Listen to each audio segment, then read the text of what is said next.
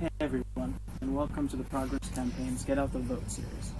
The COVID-19 pandemic made it very hard for in-person campaigns. Of course, in the next couple of weeks, until November 3rd, we're going to virtually tour the entire country and introduce to you all the candidates running up and down the ballot. So we're starting off not in just one of the nicest cities in Georgia, but in the United States, in Savannah, Georgia, where we'll talk to Marcus Thompson, who's running for the 164th district in the Georgia State House. Well, my name is Marcus Thompson. I'm running for Georgia State Representative for District 164. I started doing this because service has always been in my blood, but it became evident that there was an issue in this state, for healthcare when I myself had to, I was in the hospital for Stevens-Johnson syndrome, and I was there for an extended period of time, and then afterwards having to deal with the insurance companies, and lack of access to healthcare was difficult. And that's coming from someone that had health insurance. And then after that, people started touching base with me, saying that they felt like I would be a great representative. And so at that point, I felt like this was the only thing that I could do. So that's why I ended up running. Well, with healthcare, one of the things that I'm doing to accomplish greater access to better healthcare is forming task force with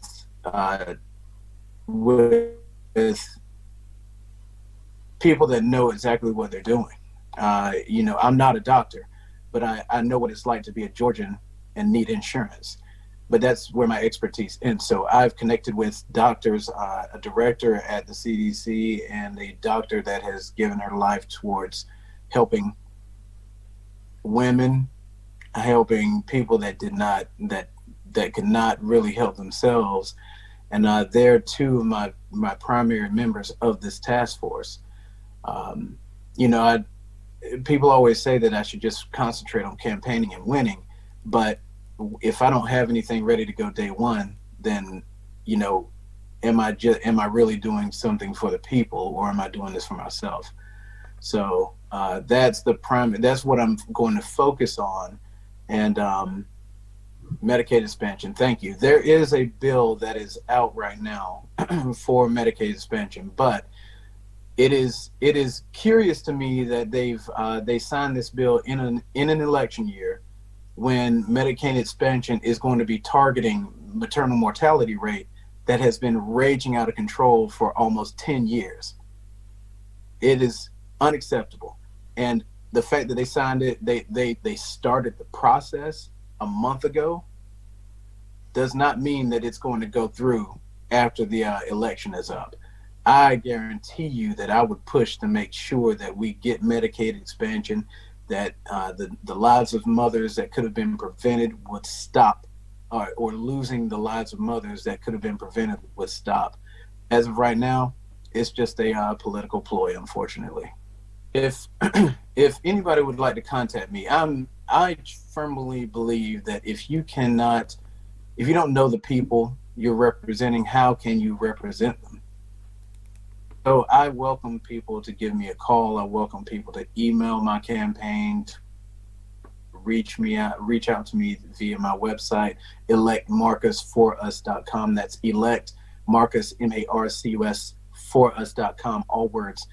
You can also call me at 912-596-1737 and email me at marcus@electmarcusforus.com. I welcome this. One of the things that I'm going to do during my term is have a weekly Zoom meeting where I will invite anybody that would like to come to learn more about the process, learn more about the votes that I plan on giving, learn more about the bills and the resolutions that are on the floor. This is something that I don't think many representatives do in this area, and so I'm happy to be one of the first. Thanks, Marcus. Next, we're going to go down the coast of Georgia, down to Brunswick, where Julie Jordan is running for the 179th district in the Georgia State House. Hello. I want to start by thanking Our Progress for inviting me to participate in this candidate forum. My name is Julie Jordan, and I am proud to be the Democratic nominee for House District 179. Growing up, I was fortunate to have a wonderful and loving home. I was adopted at 2 weeks old by my parents, Bob and Janet Jordan. My mom was a small business owner, and my dad worked at our local grocery store. I learned early the value of hard work and family. I enjoyed school, but I love sports, and that's when I first found my passion for leadership as well. Playing sports eventually led to coaching and the decision to pursue a career in education. I moved south over 30 years ago to attend graduate school at Georgia Southern, and that's when I fell in love with Georgia and our beautiful coast. I've worked in our public schools in Glenn County for over 20 years as a counselor, a teacher, a coach, and finally as a registrar at Glenn Academy. I retired last year to focus my full attention on running to represent our entire community in the Georgia House. Long before I ran for office, I've been working in this community. Whether it was helping organize Women's Voices of Glenn County, joining 100 Miles to advocate for our coast, or serving on Selden Park Advisory Board. I was also proud to be an early voice for justice for Ahmaud Arbery and to speak at the rallies this spring that inspired our community's call for justice and change. That's a little bit about me, but let's talk about why I'm running for office. I'm in this race for everyone in our community. I'm running to make all voices heard and to unite our community, because together we will ensure that our county is safe and vibrant, that we all have quality and affordable health care, and that we protect and preserve our environment. I know that the road to recovery from the coronavirus pandemic will not be easy, and we will need a state representative like me who will advocate in Atlanta for the needs of our entire community. I am willing to fight for the things that matter most, to raise the minimum wage so our friends and neighbors can support themselves and their families, to expand Medicaid and Medicare to cover nearly 5,000 of our neighbors who don't have insurance through no fault of their own. We must ensure that all of our children have access to critical early childhood education by expanding and guaranteeing pre-K for everyone. And finally, respecting our environment and providing clean air and water by cleaning up our Superfund toxic waste sites and preparing for climate change and sea level rise.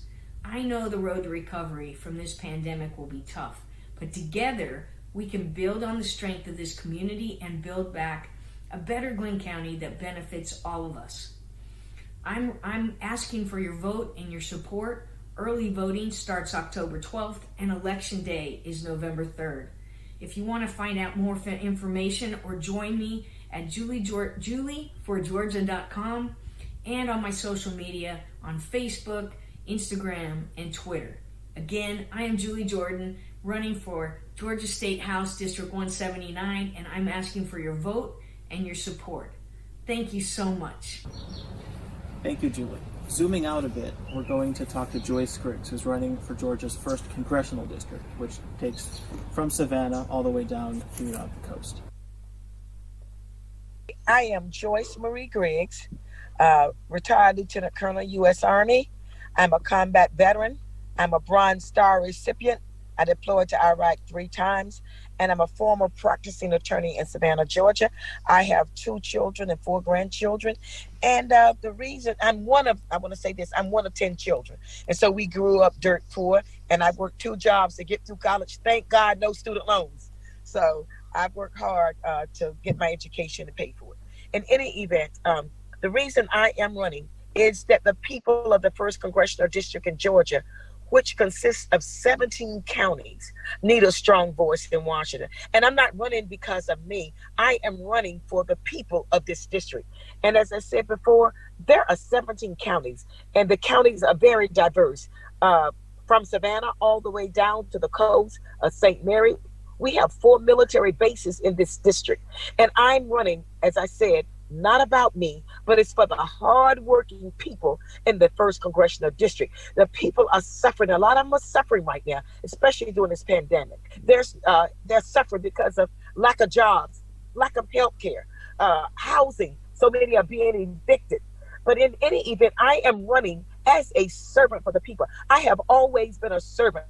I've worked disenfranchised the least of these, and I know how to work with people from those to the lowest level to the highest level. My military background give me an extreme advantage as far as working with all groups of people. And I'm running to make a difference for the people in the first congressional district, not just this district, but for us Americans, because this is a great country and we must work together. And I am a fighter and I will work to change things and make things better for all people. Thank you, Joyce. Now we are heading over to the western portion of Georgia to Columbus, where Mark Arnett is running for the 138th district in Georgia State House. Hello, my name is Mark Arnett, and I'm running for state representative for Georgia House District 138. I grew up in this district. I know the wants, the needs, and the opportunities that are available in this district. I want to work together with every citizen, every resident of this district to help make it a better place. The COVID-19 pandemic has shown us many flaws in our infrastructure in healthcare system. That is why we must work to expand Medicaid now. We must work to provide coverage for nearly 500,000 Georgians. If we're able to expand Medicaid, we can add jobs to our economy, we can help keep rural hospitals from closing, and most importantly, we can make sure that every Georgian can go see a doctor whenever they need to without having to worry about medical debt. Our future is bright, but it'll only get to where it can become if we come together right now, if we work together and build a brighter future for our children and our grandchildren, for many generations to come. Again, my name is Mark Arnett, and I'm running for state representative for Georgia House District 138. Thank you. God bless this district, God bless this state, and God bless the United States of America. Thanks, Mark. Now we're going to zoom out a bit and talk to Congressman Sanford Bishop Jr., who represents Georgia's 2nd Congressional District. Yeah, well, I'm Congressman Sanford Bishop, and of course I represent the 2nd Congressional District of Georgia, which is 29 counties in middle and southwest Georgia. That 3 counties are urban, Doherty, which is Albany, Muskogee, which is Columbus, and Bibb, which is Macon. And the other counties are rural counties, agricultural counties that really support the metropolitan service areas for the 3 metro areas. I have tried to position myself as a member of Congress. I want to use the political process to improve people's lives, because I learned in Political Science 101 that politics is nothing more, nothing less than who gets what, when, and how.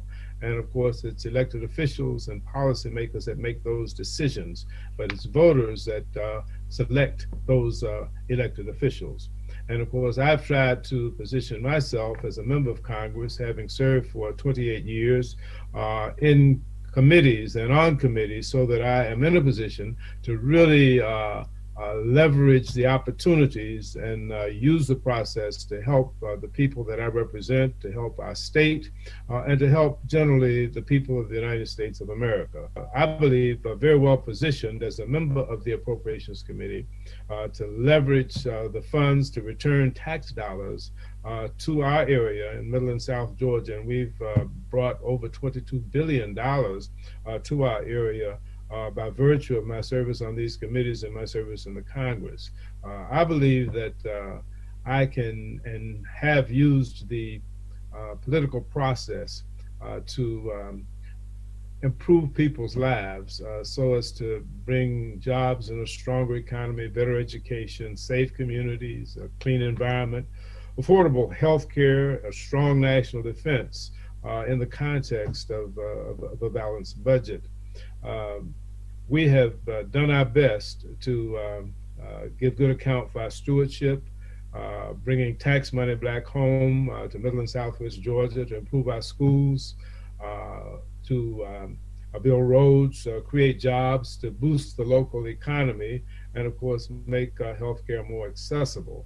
The most significant challenge that we have in rural America, the challenges really were really unveiled and made very, very plain and clear with the coronavirus pandemic.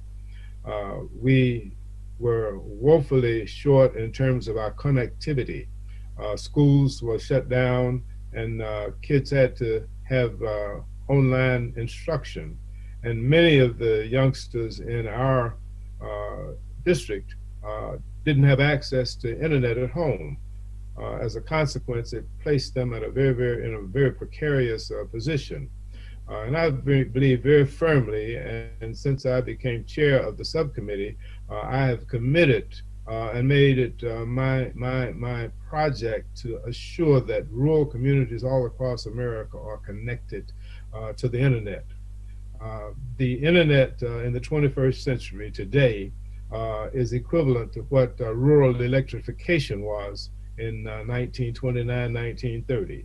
If our communities are going to prosper, then we have got to be connected.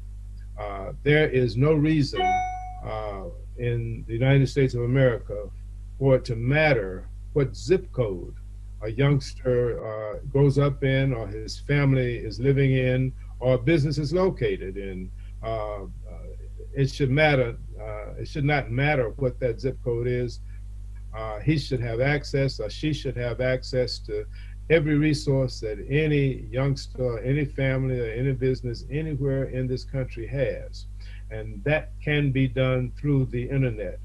We have, through our subcommittee over the last 3 years, funded over $1 billion. And we've added in the FY21 budget for the agriculture subcommittee another $485 million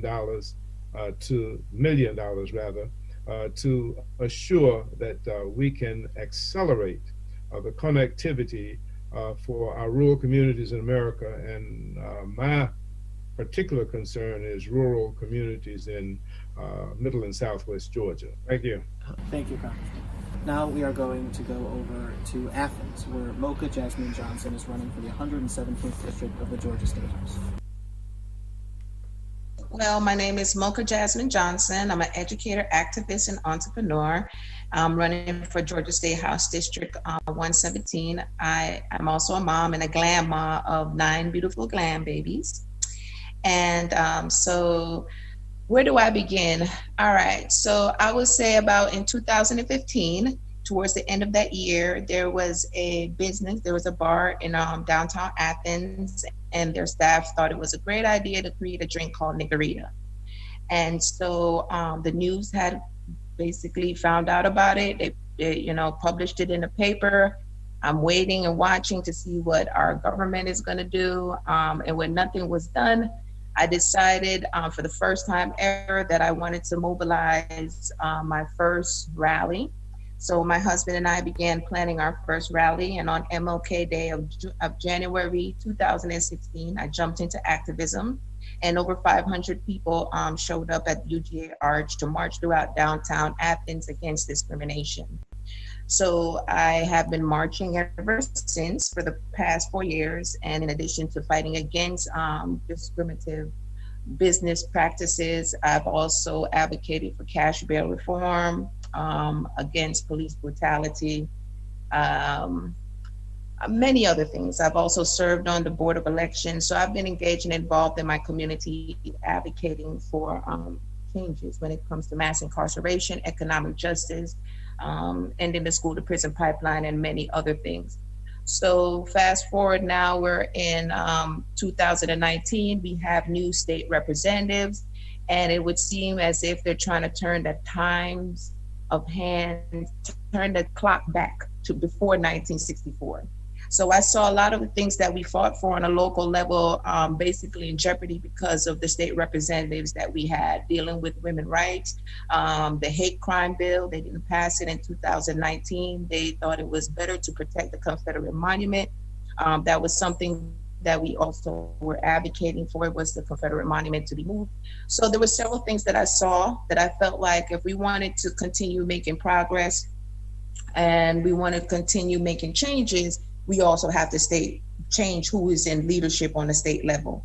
And I decided to run for office. So I'm running for office office because I believe that it's time for change. I want to advocate for progressive policies, and they're in the way.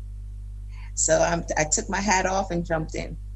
Thank you, Mocha. Now we are heading into Atlanta, where Shay Roberts is running for the 52nd District in the Georgia House of Representatives. Hi, I'm Shay Roberts, and I am the Democratic nominee for Georgia's State House, District 52. I am a Georgia native, and I have spent 32 of my last 50 years here in Georgia. I'm an attorney, a small business owner, a licensed realtor, and a mother of 3 in a blended family with my husband and law partner, Brian. I've always believed that every generation has a responsibility to leave this world a little better than we found it, and frankly, I think we're failing our children. So I ran for this seat in 2018. Parkland was the final straw that compelled my first run. Even though I knew 7 months was not much time to campaign against an incumbent, I couldn't let the seat go unchallenged again. I was the first Democrat to run since 2004. We knew the district was at least purple because Trump had only gotten 45% of the vote. And so after knocking doors 6 days a week in 100-degree heat, my team and I captured just shy of 48% in our first run. The good news is that Stacey Abrams captured 52% in our House district, confirming what we felt on the ground, which was that we'd just run out of time. But we know we have enough Democrats to win this seat. I couldn't let that be the end of it, especially now that the stakes are so much higher. And so we are back to finish what we started and flip this seat. As far as the most pressing issues in my district, I see 2 big ones, and they are kind of dependent upon each other. First, we are watching Republicans chip away at the foundation of our democracy, our right to vote and fairly elect our leaders. Between the rampant voter suppression, the lack of trust in our voting machines, and the manipulation of the voting district lines, Georgia's people are losing their voice, and they are really suffering because of it. Right now, we are all trying to survive this global pandemic and its resultant economic crisis, while our Republican leadership continues to ignore science and refuses to fully expand Medicaid, depriving almost 500,000 uninsured Georgians of health care. In fact, Governor Kemp and my opponent continue to advance these waivers instead that not only will cost Georgia taxpayers more, but will actually reduce the number of currently covered citizens. This makes no fiscal sense. And frankly, it's just cruel, even if we weren't in the middle of a public health crisis. Working families want to know they are the priority, not regressive legislation that doesn't match their values. Georgians want someone who will fight for them, and I'm ready to be that for House District 52 here in Georgia. Thank you, Shay. Now we're going to hear from students in Atlanta University about the issues that they feel are the most pressing in this election. My name is Rick Hart. I'm a junior political science major sociology minor at Morehouse College from Silver Spring, Maryland. And I'm here with my good friend, Bryce Berry. And we're going to talk about some issues that are important to us today. So Bryce, in this upcoming election, what are some issues that you find critically important, especially for us as young Black men and as youth? I think the most important issue of our time is the existential threat of our lifetime, climate change. I feel like that's the most important issue that's going to be on the ballot for this election. There's 2 fundamental candidates, one who believes in science, one who does not. And the science, one candidate who will have science lead him into his climate policy and be transformative in creating a green energy future, a green future for our country. Of course, the response to the COVID-19 pandemic is a very big deal. Millions of people are still contracting COVID-19. Over 210,000 people are dead. We don't have a steady strategy yet or response yet. And again, that's 2 clear options. There's an issue of healthcare. One candidate who is in court right now to strip the Affordable Care Act, and one candidate who wants to build on it and expand on it. That's another bit. Then you go to criminal justice reform. We've seen a summer of racial injustice that mirrors 1968 and uprisings, and we need to finally take time for accountability and reform in the criminal justice system. And finally, a big thing I see is the economy.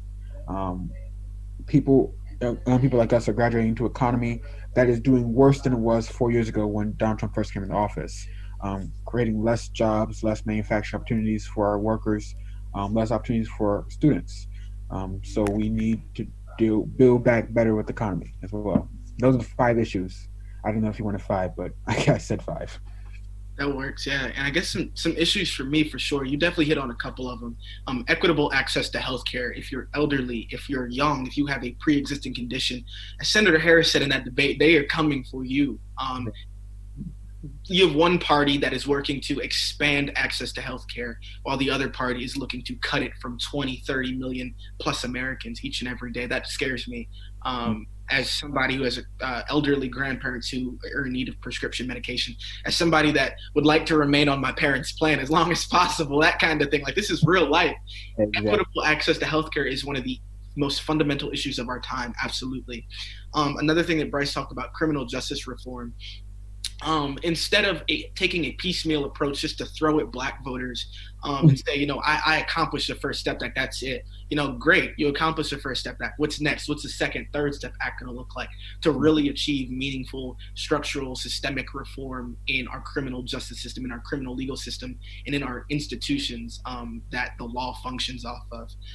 Thirdly, another issue that is very important to me is the issue of gun violence in America.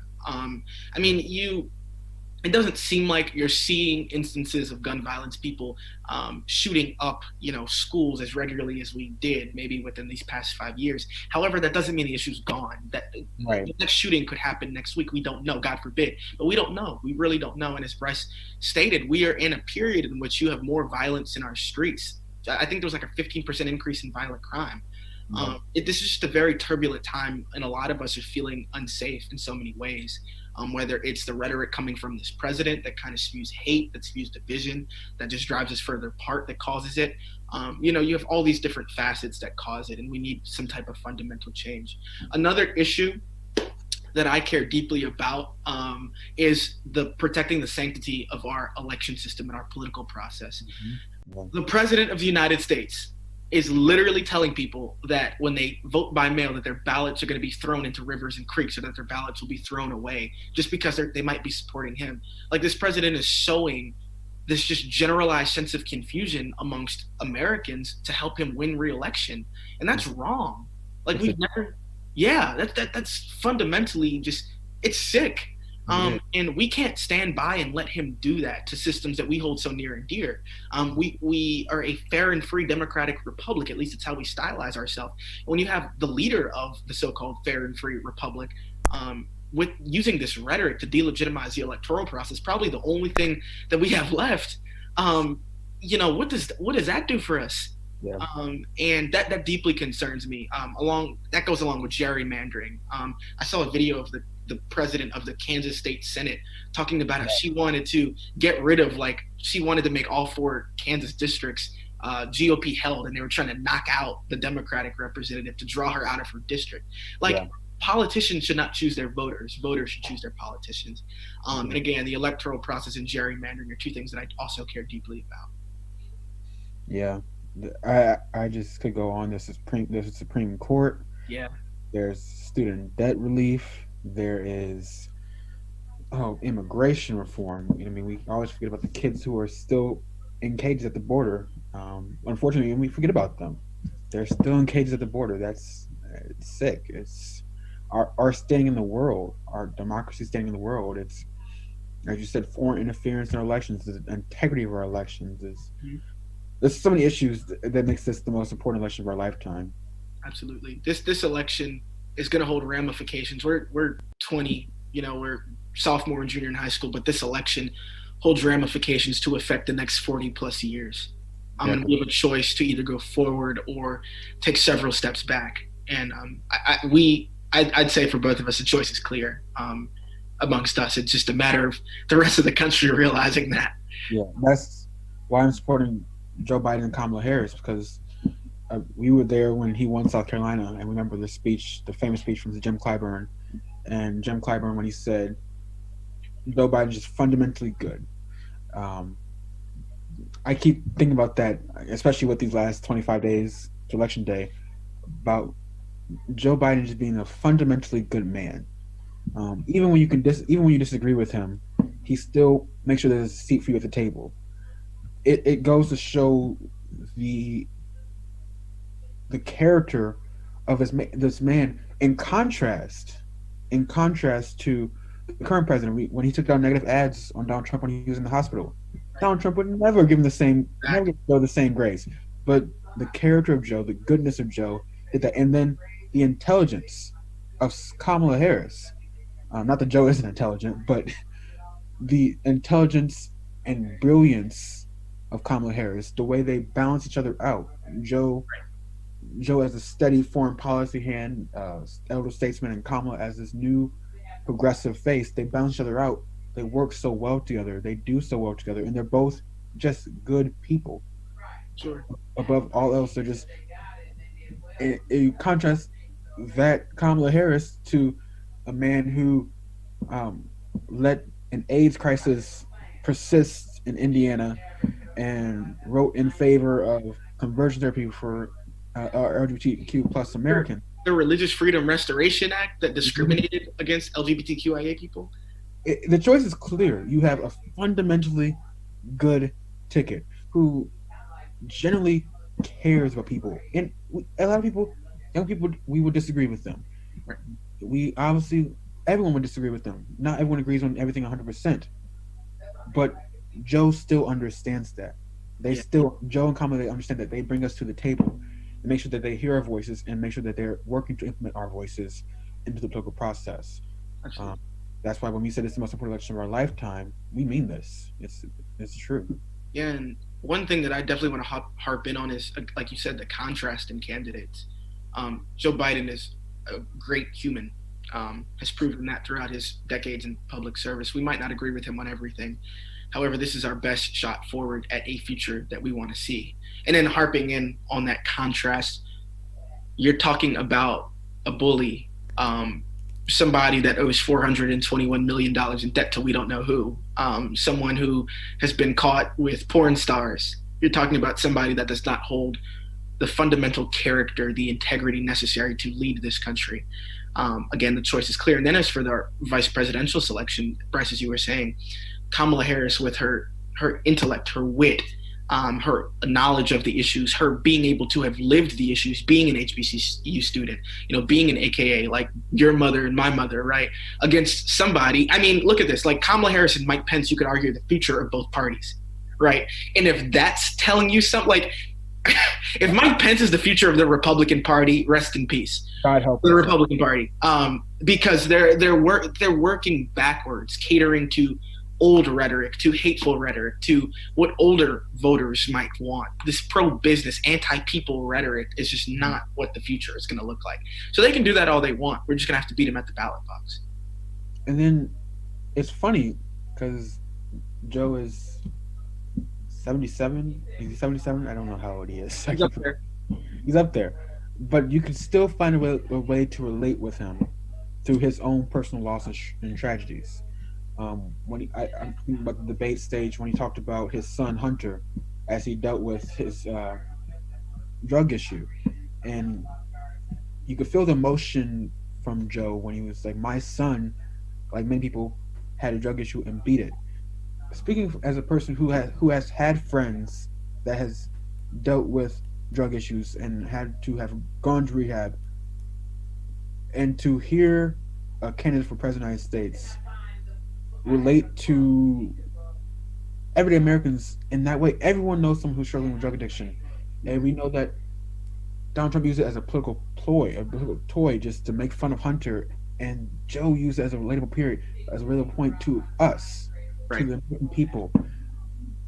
It's not hard to relate to Joe and Kamala, and it's good. You should have a vice president who you can believe that you know them, even if you don't know them personally, but you know them and that they know you. That's how it should be.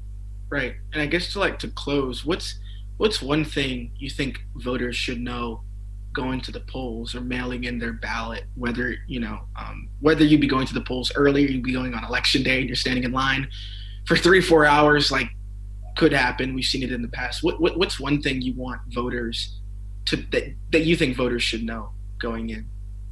First and foremost, I want to say thank you to the voters. Thank you for being a voter. Yeah. And do whatever you have to do to make sure that your vote is counted. I know that I'm bringing a lawn chair to the polls with me. I am not moving until I've cast my ballot. But the most fundamental thing I want voters to know is that your small act is changing the course of time. It often gets conflated to that, oh, my little vote doesn't matter, or what is my one vote going to do? In this election that's a choice between if we want Donald Trump or if we want a democracy, if we want a republic. Your small little vote is changing the course of time. The world is looking to us in this moment, and Kamala said it best. The world is looking to us, asking us, what will we do? Who are we? And our response has to be that we are better than this. This one vote, this 1 second that you have when you put your pen to paper is changing history. It will correct the wrongs that we have dealt with for the past 4 years and work to finally create America that lives up to what it says on paper. Yeah. Your vote matters, and it's going to matter for generations to come. Definitely. Yeah, so thank you all for listening, and we'll stop here. Thank you for the students from Atlanta University. Next, in what was the closest U.S. House election in 2018, we are going to talk to Carolyn Bordeaux, who's running for Georgia's 7th congressional district. Hi, I am Carolyn Bordeaux, and I am running for Congress in Georgia's 7th congressional district. I teach at Georgia State at the Andrew Young School of Policy Studies and have really spent my entire life in public service in different roles. In my early career, I was a legislative aide for several members of Congress and for a U.S. Senator. I was director of Georgia's Senate Budget and Evaluation Office. I founded an organization called the Center for State and Local Finance. And today I teach at Georgia State at the Andrew Young School of Policy Studies, and am very proud to be a part of that institution, which graduates more young African-American students than any other university in the country, and is really dedicated to first-generation college students. And so I'm very proud to be a part of that mission and that effort. I got into this race for a couple of reasons. One was the destruction of the Affordable Care Act. And I believe firmly that everybody deserves quality, affordable health care. Healthcare is a human right. My own parents struggled with this issue. My father suffered from a debilitating illness for almost 10 years. And my mother took care of him, and all of their discretionary income was eaten up paying for his prescription medications. In the 7th district, we have 100,000 people without health insurance, and that was before coronavirus. This is a moral issue to me, that we are hanging our people out to dry by leaving them without health care, without access to a doctor. It's also a fiscal issue, because each and every one of us pay for this in our own rising premiums. So that was one big push to get into this race. Another one is I woke up on November 9th of 2016 and found out that Donald Trump had been elected president. And that means a lot of different things, but I try to sum it up. I believe in a country that is diverse, that is inclusive, that is global in its outlook and aspirations. I believe we need to invest in our people, invest in our young folks, make sure that you have access to an affordable college education. We need to invest in our infrastructure and make sure that we have the green economy for the 21st century, and that we tackle the crisis of climate change. So those are some of the reasons that we are fighting so hard in Georgia 7. So the Affordable Care Act was a piece of legislation that was a really honest effort to try to get to ensuring everybody has quality, affordable health care. What many people don't realize is that after that legislation passed, it was defunded, it was litigated against. Here in Georgia, the state never expanded Medicaid, which means that 500,000 people in the state don't have health insurance because of that choice. So to fix healthcare, the most straightforward path is to go back and fix the Affordable Care Act, implement it the way it was intended. But we recognize that that legislation was not perfect. There are things that need to be fixed. And so my proposal is to introduce a public option to the exchange to provide a low-cost alternative for individuals and for small businesses. The 7th Congressional District is one of the most diverse districts in the Southeast. It is 20% African American, 19% Hispanic, and 14% Asian, which is a category very broadly defined everywhere, everyone from Israel, Palestine, all the way over to South Korea. So it is very, very diverse. 25% of the people in this district were born outside of this country. And this is a district that is not okay with the Trump agenda. So back when I was running for this seat in 2018, I was with a group of Pakistani Americans during Ramadan. And so this is the Muslim holiday where they fast during the day and then they break the fast in the evening. And I was joining a family and friends for the iftar dinner where you break the fast. And at the end of the dinner, the patriarch of the family turned to me and said, can you address the audience? And I turned to him and I said, okay, just give me a feel though, what are people here? Are they Democrats? Are they Republicans? Are they not political? What's the lay of the land? And he turned to me and said, Madam, we are all Democrats now. And I see that over and over again as the immigrant communities of this district have just suffered under this current administration and the anti-immigrant furor that this president has generated is not okay. And that is one of the many issues that we are running to fix going forward.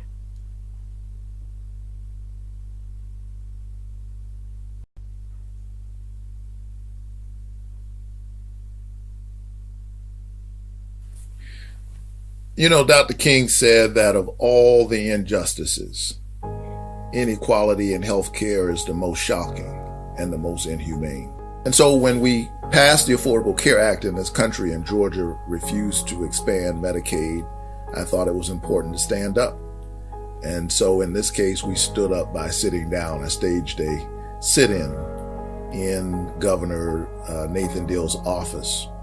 And during the sit-in, I was literally holding that sign with Dr. King's quote about inequality in healthcare. I was arrested along with a number of other folks who were engaged in that protest. And I just thought it was critically important to dramatize what we were doing or what we were failing to do here in Georgia. We literally are seeing people in this state uninsured and unnecessarily unemployed because politicians, Georgia politicians, were standing between the people and the care that they needed, financed by the money that they've already paid in their taxes. It's unjustifiable, it's impractical, it's immoral. Our current United States senators, Kelly Loeffler and David Perdue and Doug Collins on the House side, they're playing politics. And I guess they have the privilege of playing politics. After all, they have health care. Recently, we heard that the Southwest Georgia Regional Medical Center closed.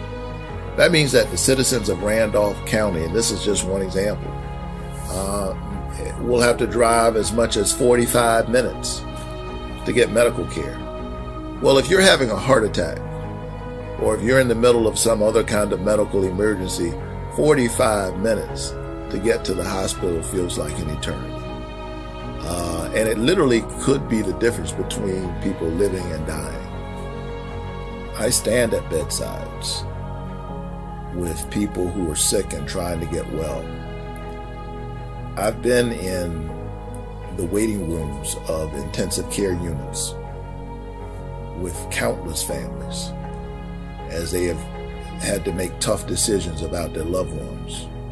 I don't know that people think about it in those terms when they go to the ballot box, but that's really what's at stake. Elections are hugely consequential. And when you're talking about healthcare, particularly in the middle of a global pandemic, elections can literally be a matter of life and death. I think people are wondering why nobody's looking out for them. They're looking out for special interests. to looking out for insurance companies. I think ordinary people are asking, well, who's looking out for us? And because I've been one of us for so long, I've spent my career and time in service and not in politics. I think I bring that perspective to Washington, which is clearly broken and has lost its way.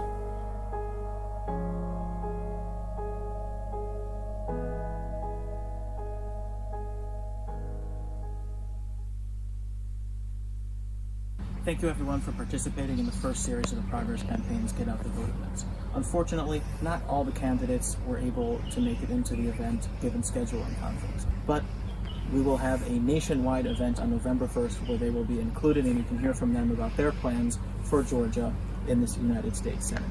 Thank you for joining, and right now you can enjoy the music of Maggie Schneider as we take the night away.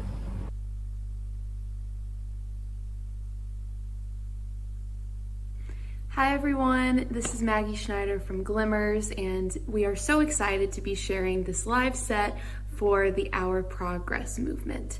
Obviously, this election is very important and will determine what will happen with these next 4 years, and I can say safely for all of us in Glimmers that we want unity and not division. So make sure that you vote. It is so important. Make sure you tell your friends to vote, and we hope that you enjoy our set. Let's make a positive difference for these next 4 years and beyond. Times are crazy right now, obviously, but I think music has a way of making us feel better and keeping us all together right now. So we're going to play some more songs for you guys. This song's called For Me It's You, and it goes like this.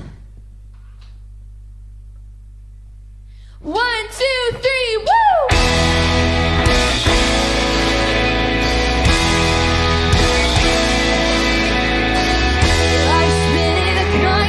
Holding pattern, endless delays, and runways, navigating the speed or taking flight. Clouds filled my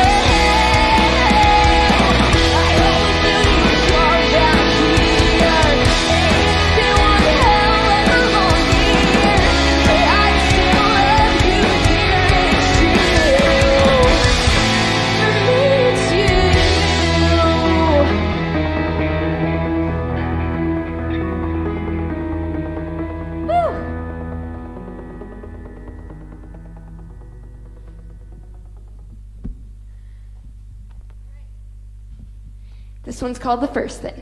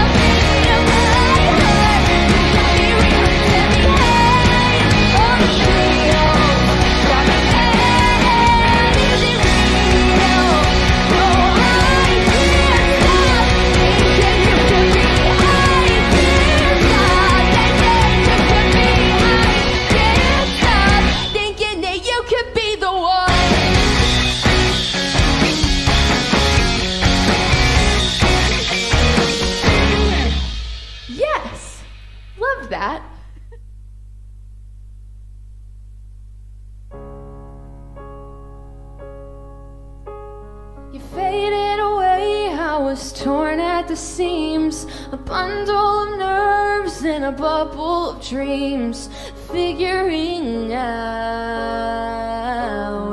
who I was. My songs are about you, didn't you know? I held my head high so my heart wouldn't show all the broken parts I hid in the dark of your room. Don't tell me who to be. I was young and naive, just passive and teen. I thought about us and I really believe I'm done being anyone else but me.